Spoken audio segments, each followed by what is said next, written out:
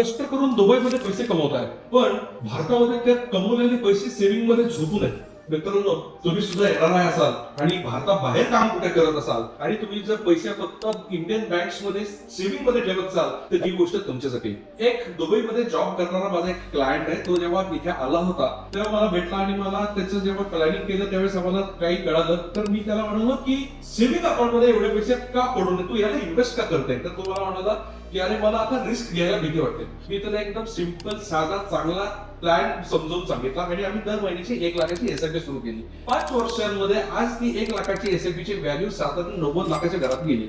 आज तो इतका सॅटिस्फाईड आहे. आज त्याला माहिती आहे की आजपासून 5 वर्षानंतर जरी तो इथं आला तरी भविष्यामध्ये तो भारतामध्ये अगदी निश्चिंतपणे आयुष्यभर विदाऊट काम करता तो आयुष्य जगू शकतो. तुम्हाला सुद्धा तुमचे पैसे योग्य पद्धतीने कामी लावायचे असतील, मार्गी लावायचे असतील आणि योग्य पद्धतीने एसआयपी करायची असेल आणि त्यातल्या जर तुम्ही येणार आहे असाल तर या ड्रीलला येणार आहे म्हणून कमेंट करा. मी किंवा माझी टीम तुमच्याशी संपर्क साधून पुढची वाटचाल ठरवता येईल.